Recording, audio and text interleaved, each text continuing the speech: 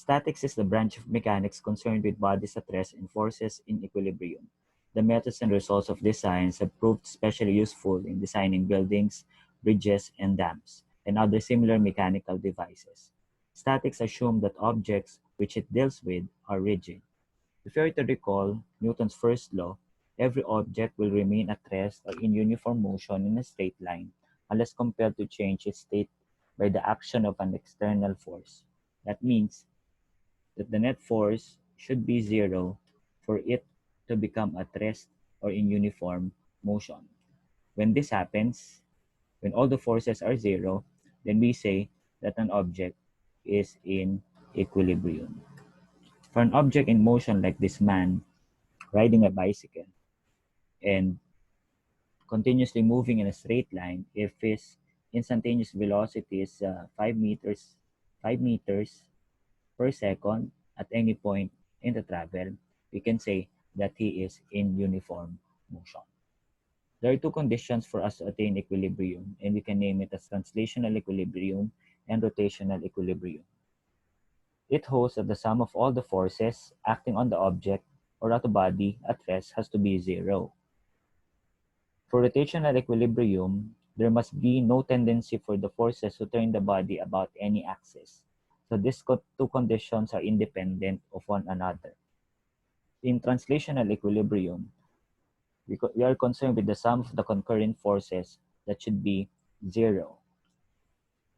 That is force 1, force 2, force 3, and so on should be equal to zero for us to attain a static equilibrium. Let's consider a man that is standing on the floor.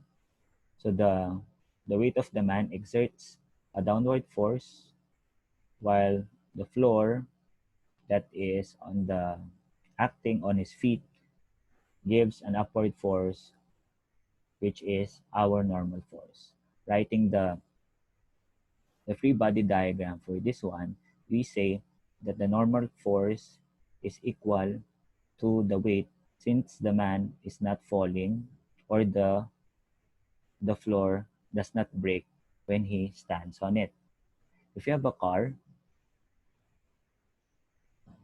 that is traveling at a uniform circular motion, a uniform motion in a straight line, so the upward force caused by normal force on the tires.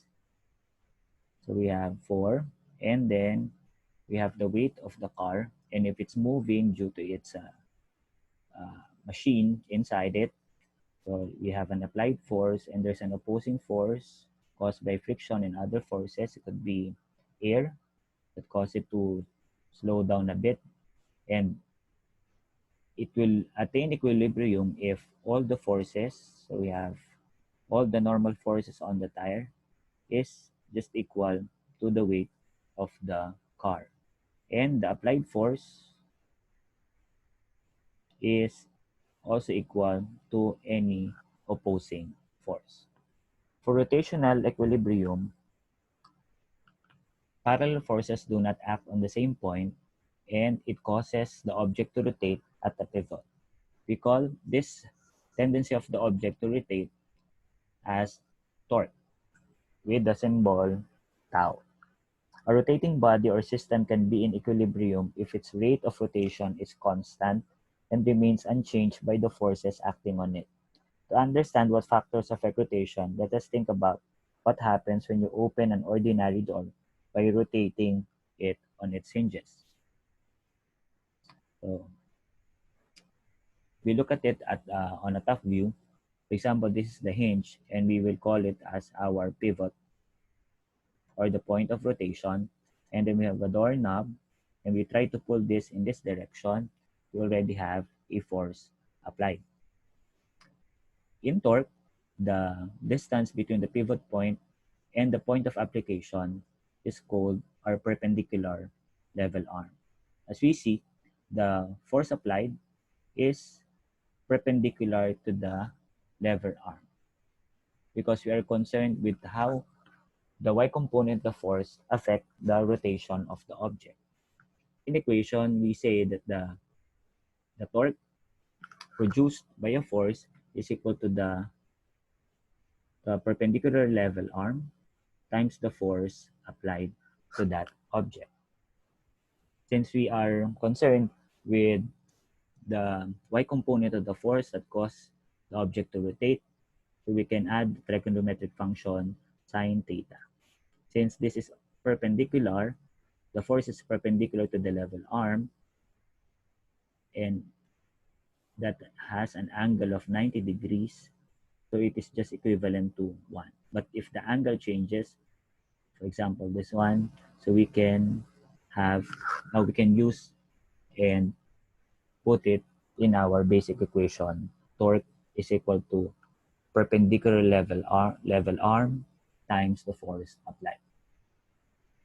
Let's now have examples of statics and torques. We have here an object 67 kilogram that is suspended using the cable wires above. Assuming that we have a 63-degree angle above the horizontal for this cable, and then a 23 degrees angle from the horizontal for cable B. So let's label this one A and B.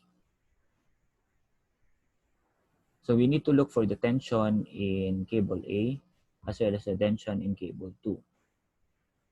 Now, we'll not be concerned with this cable, since the tension force on this cable is equal to the weight of the object. So we write the forces should be equal to 0 for us to attain equilibrium. Let us now get the x and y components of the force acting in this equation. We have the x component of tension force in cable A. We put a negative sign since going to the left, T1 cosine 63. And then we have the tension force at the horizontal.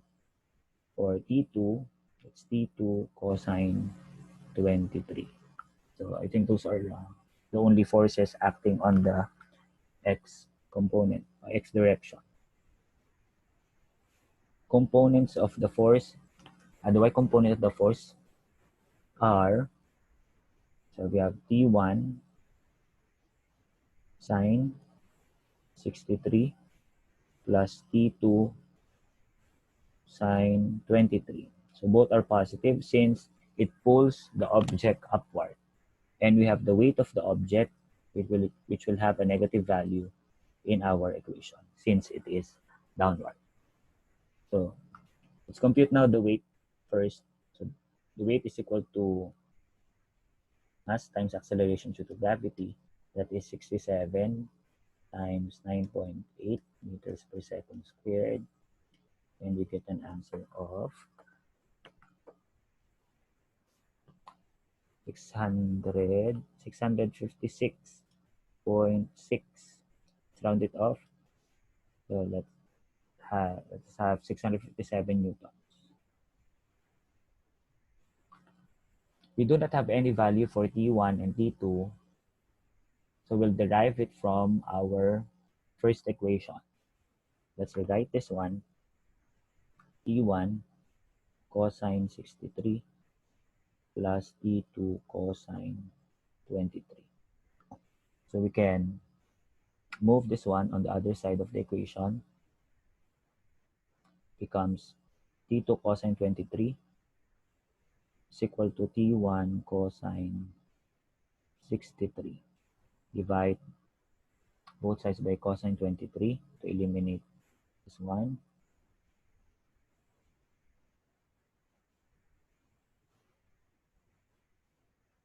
So we'll have an equation of the value of T2 as T1 cosine 63 over cosine 23. We can now use this value in the second equation. So we have T1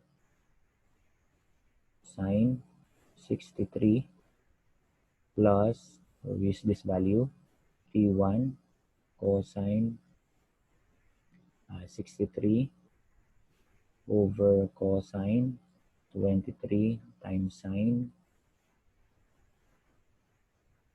23. Let's move the weight on the other side. So we can simplify this one. Do it step by step. We have T1 sine 63. Since sine over cosine 23 is the trigonometric function of tangent 23, so we can just write it as cosine 23, cosine 63 times tangent 23 is equal to 657 newtons.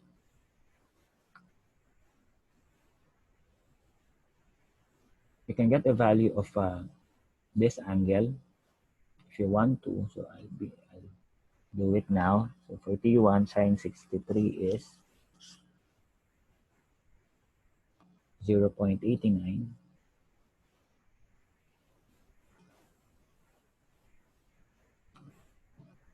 while cosine 63 is 0.92.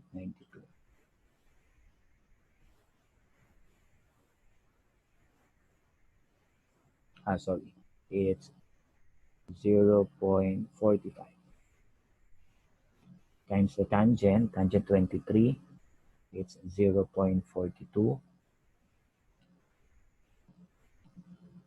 equal to 657 newtons. So you multiply 0.45 times 0.42, so you'll have an answer of T1 0.89 plus T1 that is equal to 0.189 times 657. Then we can just add these two variables, the two terms. We have T1 times 1.079 is equal to 657 newtons. Divide both sides by 1.079 to cancel this out. We get a value for the tension force in cable A was 606 newtons.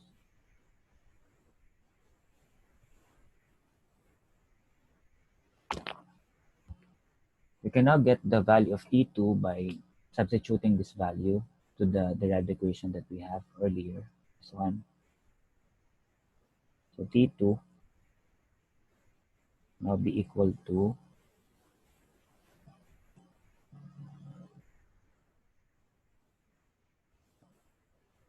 606 times cosine 63, which is 0.45, over cosine 23, which is 0.92, and we'll have an answer of 299 newtons. So that's 299 newtons. Okay. So this means that the tension on this wire is 606, and then for cable B, we get a tension of 299 newtons. Let's have another example. So we have here, again, an object suspended using two cables, and let us say that the angle from the horizontal of this cable is 27 degrees, and the weight of the object is 18 kilograms. So what will be the value of tension 1 and the value of tension 2 for both cables.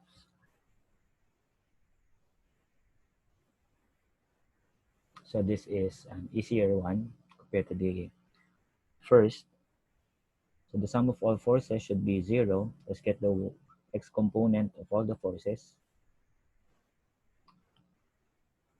So we have T1. So we put a negative sign, it's going to the left. T1 cosine 27 plus, so since it is at the horizontal at 0 degrees, so that is only T2. No need to put any trigonometric function. We have the forces in the y direction. We have T1 sine 27. Sorry, erase it. Again, we have F, or sum of the forces is equal to 0. So for x, we have negative T1 cosine 27 plus T2. So this is 27. And then for the forces in y, we have T1 sine 27 plus, so don't have a value for the y component of T2, so that will just be the weight of the object that we will get from 18 kilograms. Let us now use the first equation to derive the value of T1. T1 cosine 27 plus T2. Let's transpose it. So it becomes T1 cosine 27. Since we need T1 for us to be able to substitute it in equation number 2, we need to divide both sides by cosine 27. And we get a value of T1 as T2 is equal to T2 cosine 27. Let us now use it in equation 2.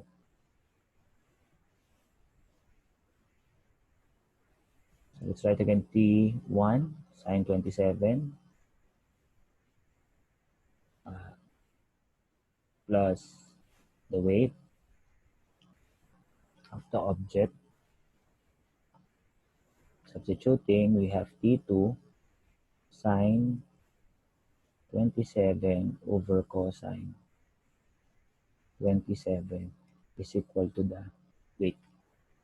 Since sine over cosine is a tangent of 27, we can simplify it as T2 tangent 27 is equal to the weight, so 18 times 9.8.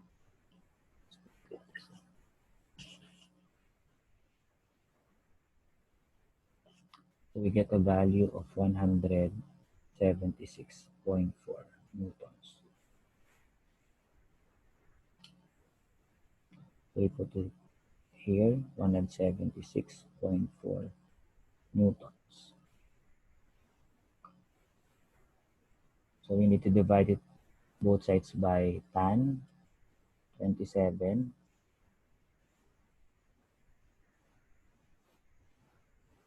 So T2 is equal to 176.4 newtons. The value of tan 27 is 0.51.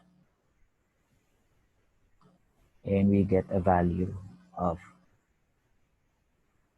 346 newtons.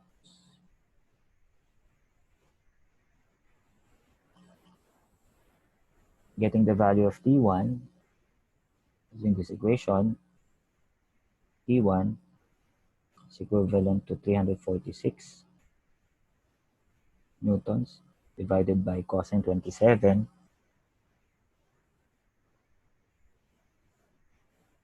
That is equal to 388 newtons.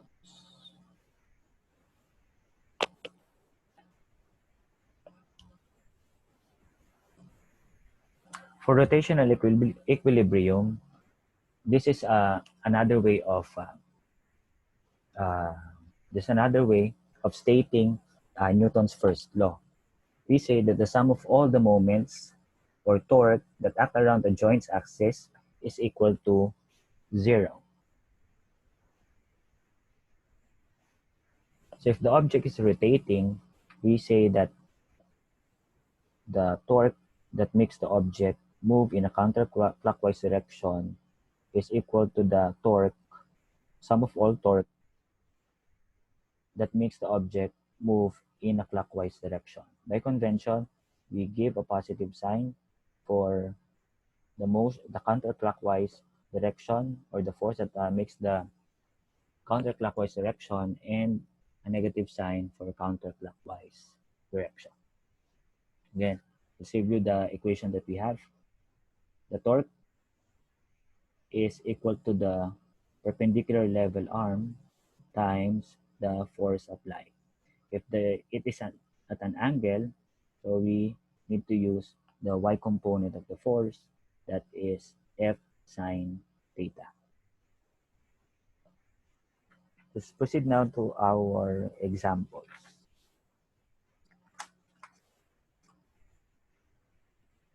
Let us say that we have a door on a top view and there are forces acting on it. So let us say that one force is directed horizontally like this. So let's call it F1. And then we have a second force that is toward the pivot point, which is horizontal to the level arm. Remember that this one is our level arm. So both of them are horizontal to the, or parallel to the level arm. And we have a third force that is directed from the pivot or the hinge. This is F3. And then we have another force at the corner of this one, and we call it F4. We can easily conclude that the component of F4 perpendicular to the level arm produces a torque.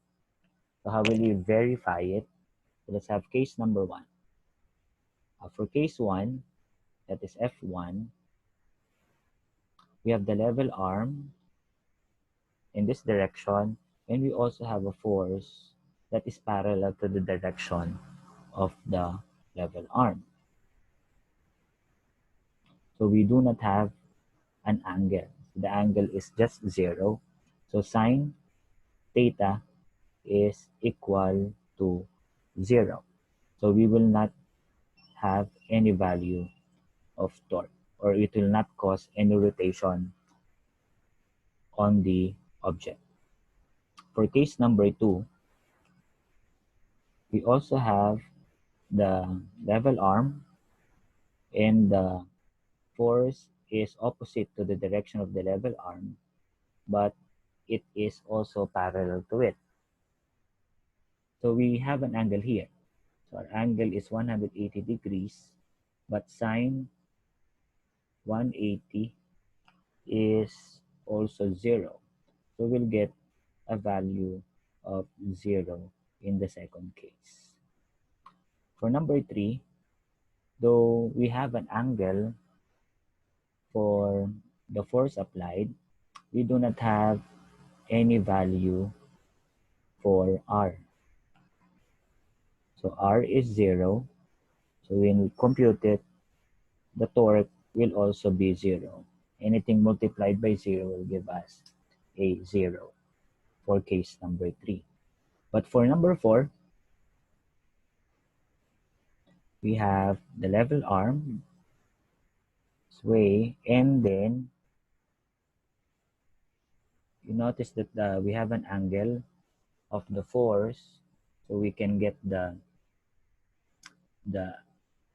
y and x component of the force at an angle. So it means that R is not 0, and even the angle sine theta is also not 0, will produce a torque.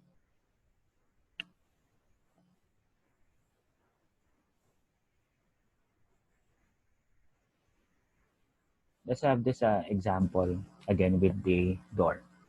We have here one force, two forces acting on the door, and this one is 0.7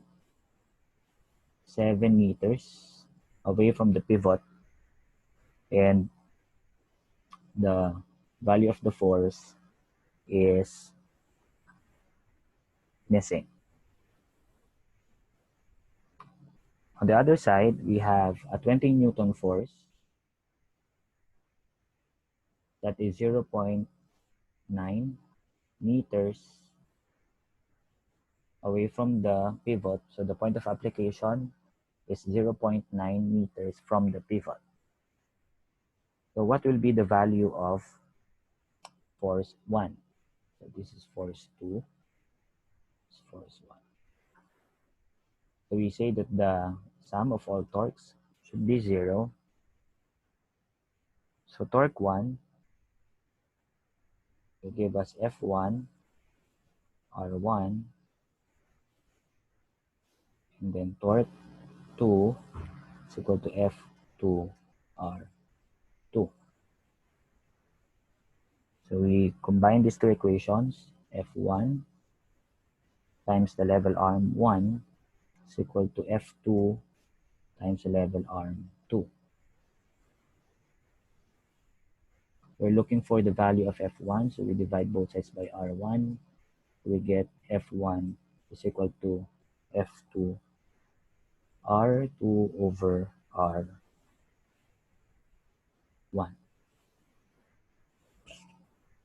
Let's substitute the values that we have for F2. We have 20 newtons. The perpendicular level arm 1, level arm 2 is 0.9 meters divided by 0.7 meters, and we get an answer of 25.7 newtons, or rounded off, that will be 26 newtons. This is the force this is force 1 in this situation. What about if there's an angle, or the force as an angle acting on an object? So let's try to draw. Show me that this is the same door, but there are forces on this direction that is 179, that is 79 degrees from the horizontal, and has a value of 515 newtons. We also have a force that is directed 38.8 degrees from the horizontal and has a value of 75 newtons. And the last force that we have is this one that is 22 degrees and has a value of 305 newtons. So let's call this one as our torque 1. This will be torque 2 and torque 3. So what is missing in this example are the perpendicular distance from the pivot point. So this is our hinge. So let us say that this one is 21 centimeters, or the point of application of this force is 21 centimeters from the pivot. And this one has a 77 centimeter distance from the pivot, and force 3 is 1.2 meters from the pivot point. Since the sum of all the torque should be 0, let us see if this door will open or will move, or will it stay in its equilibrium, which is at rest. So let's compute each torque one by one. So we have torque number 1, that is 0.21 meters. I've converted already. our perpendicular level arm into meters. So that is 0.21 meters times the force applied of 515 newtons, since it is at an angle of 79 degrees. So we get the y component. So we put sine 79. So we just need to multiply it.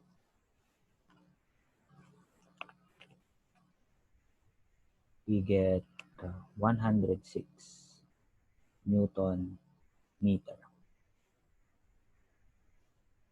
By the way, we also look at the direction of the forces. If the force will cause the object to move in a counterclockwise direction, that will be positive. So T1, since it is going up in a counterclockwise direction, that will be positive. So torque 1 is positive. How about torque 2? So it is moving downward in a clockwise direction, so we give it a negative value, just for direction purposes only. So we have the value of the perpendicular level arm, that is 0.77 meters, times the value of the force, which is 75 newtons, and the angle, again, we use sine to get the y component of the force, which is 38.5 degrees.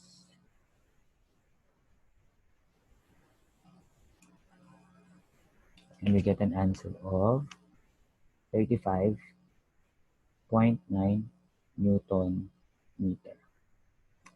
Then we have torque 3, which also tends to move the object in a clockwise direction. So we put a negative sign. We assign a negative sign for torque 3. So that's negative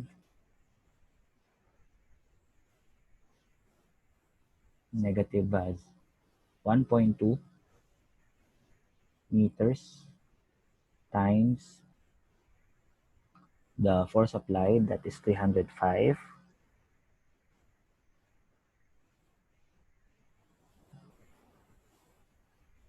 newtons. Since it is at an angle, we have sine 22 degrees, and we get an answer of negative 161 Newton meter. So again, this is negative. So we get the sum of all the torques.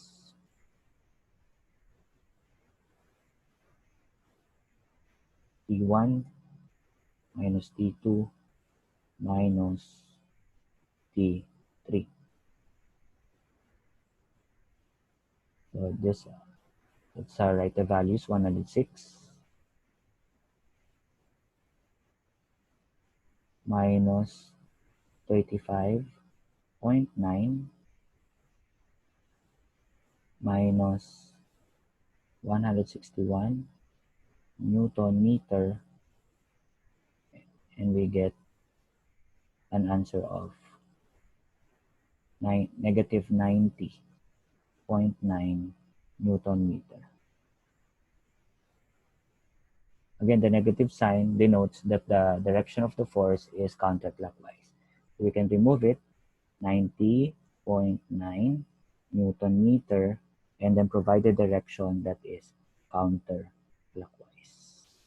That will be the net force or net torque in this situation.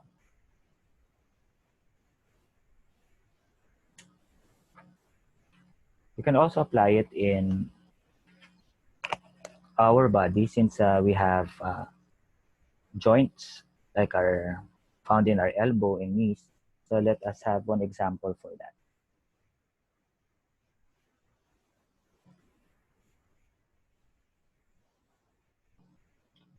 So example, we have an arm that is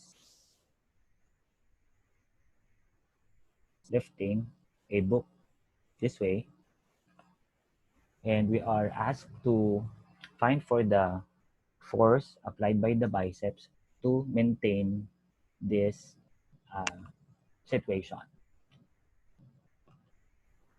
So let us draw the forces and the variables that we need to find for the force used by the bicep in this equation. So assuming that the book is 4 kilograms, so this is a downward force. Then we still have the force of the weight of the caused by the weight of this part of the arm. So we get the center of gravity. So let's say this is the center of gravity of this portion of the arm. So this is about 2.5 kilograms. And then we determine the pivot point since it's the elbow. So this will be our pivot. And we have the biceps at the front part of the arm, which is we are to find out the force exerted by the bicep. And we say that this is an upward force. We also need to look at the perpendicular distance of the level arm for each point of application. So let us say that the distance from the pivot and the point of application of the biceps is 4 centimeters, while the center of gravity of the arm from the pivot point is about 16 centimeters. And this one, the book from the pivot is about 35 centimeters. So let's draw up a free body diagram to simplify this. So we have this pivot, and then we have an upward force exerted by the bicep that is equal to 4 centimeters. And then we have the weight of the arms. It's mass of the arm 2.5 kilograms, which is 16 centimeters from the pivot. And then we also have the weight of the book, which comes from 4 kilograms and is 1.2. It's about 35 centimeters from the pivot. So the sum of all the torques is equal to 0, and we can now see that the torque 1 will move the arms in a counterclockwise direction that will have a positive sign. Then this one in a clockwise direction, that will be a negative sign. This one also in a counterclockwise direction will also have a negative sign.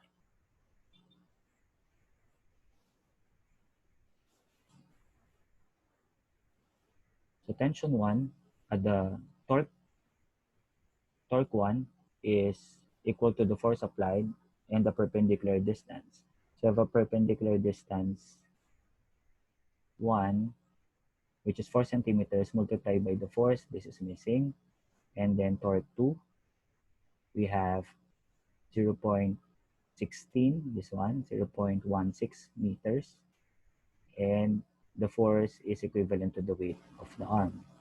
And then for torque number 3, that is the perpendicular distance 35 centimeters and the weight of the book. So we can combine all these forces, and we know that T1 is positive, and we assign a negative sign for torque 2 and torque 3. And so looking for FB, so we can put these values already and transpose torque 2 and 3 on the other side of the equation.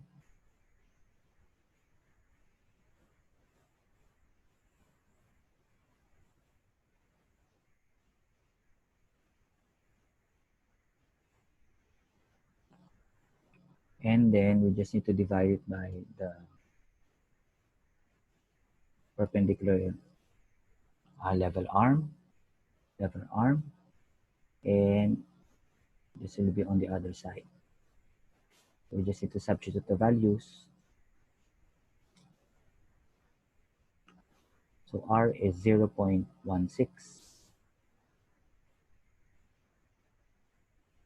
multiplied by the weight. So we have a mass of 2.5 kilograms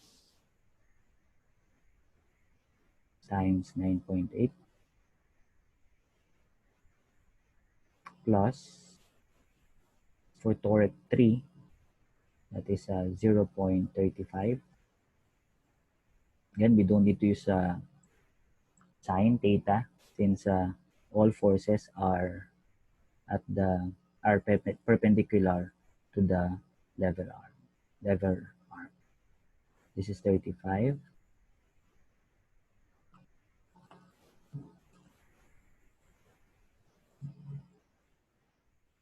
And then we have the mass, 4 kilograms. Sorry. This is 4 kilograms. And then times 9.8.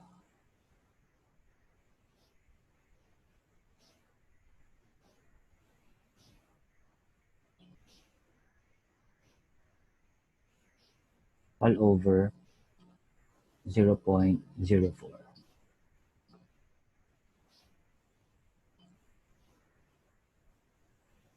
meters.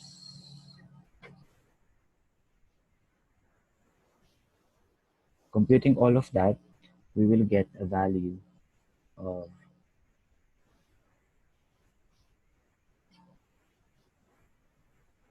470 newtons. So the value of our answer will be 470 newtons.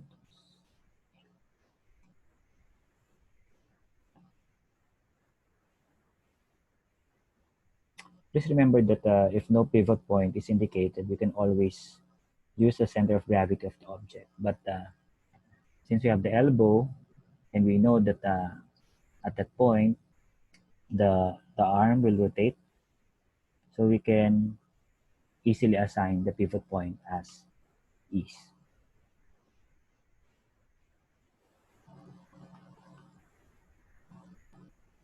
Let's have our last example.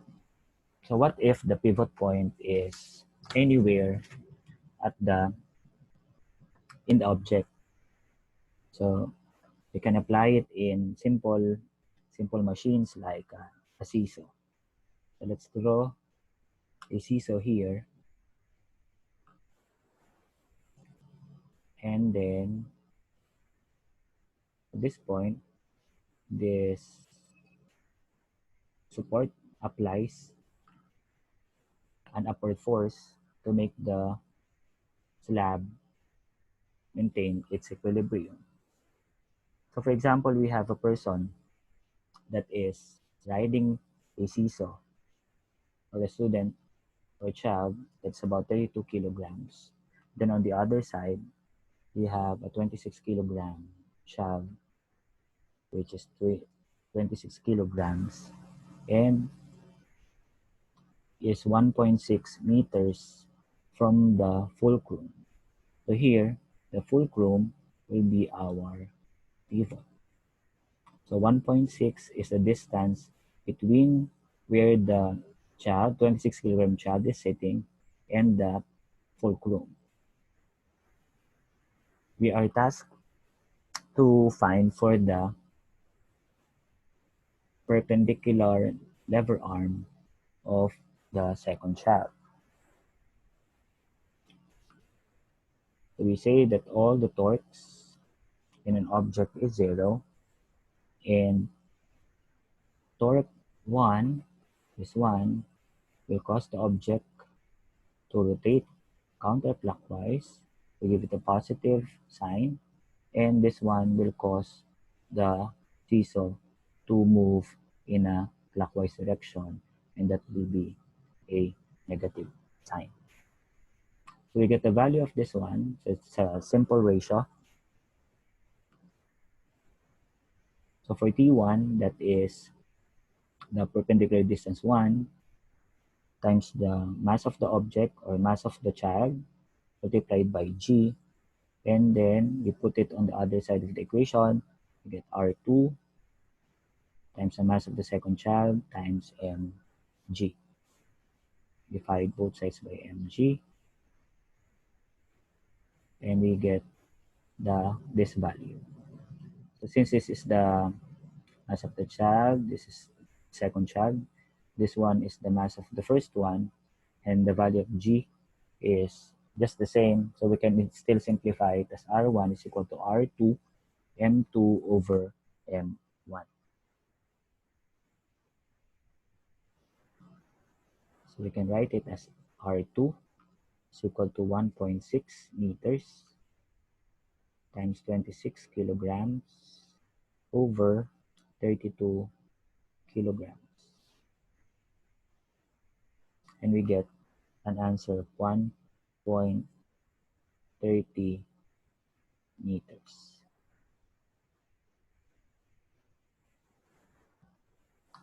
So it means that the second child should be closer to the pivot to balance the torque on the other side.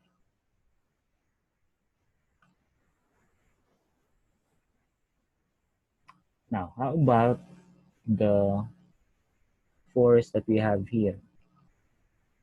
So if you compute for the total masses, the total weight of the two, that is Fp is equal to the weight of the first child and the weight also of the second child. So assuming that the mass of the slab is negligible, so we'll have a value of 26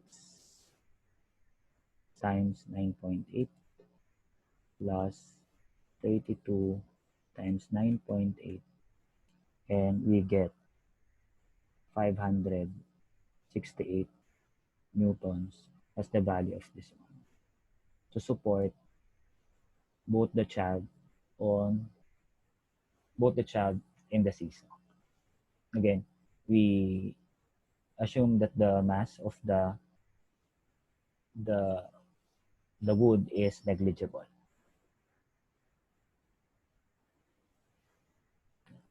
So knowledge of statics can be applied to simple machines to multiplying a force that we apply. It also plays an important role in everyday strains in our muscles and joint. This time, it's your turn to check your understanding of statics and torques. You may pause the video if you want to copy the questions and answer it on your paper. The first part is a true or false test. So number one, if the net force of an object is zero, it is in static equilibrium. Number two, when the net torque on an object is zero, it is not rotating. Three, a force parallel to the lever arm will make the object rotate at a pivot point. Four, the center of mass can be used as a pivot point of an object. And five, since torque and energy have the same units, torque is also a form of energy. So I just had an incomplete sentence for number five. For number two, you need to do some problem solving about statics. So we have a value of angle above the horizontal for the first cable, 35 degrees, and on the second cable, that is 75 degrees above the horizontal, that has 200 kilograms suspended to them.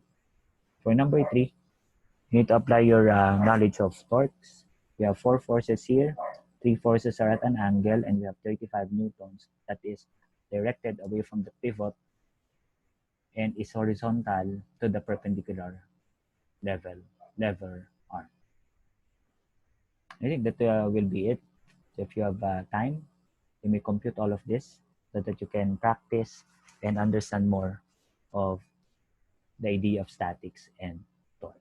So in summary, an object is in static equilibrium if the net force acting on it is zero and it is at rest. Second, an object is in translational equilibrium if the vector sum of the forces acting on it is zero. And again, going back, the forces are concurrent, acting on one point. Third, an object is in rotational equilibrium if the algebraic sum of the clockwise and counterclockwise torques acting on it is zero. And we also consider that the angular velocity is constant. The moment of force or torque is the turning effect of a force about a pivot point. Newton's laws can be written in a way to describe other types of motion. And lastly, the center of gravity or center of mass is the average location of the weight of an object. And we can use the center of gravity as our pivot or rotation point in solving for torques or in rotational equilibrium. These are some of my references, and thank you for watching.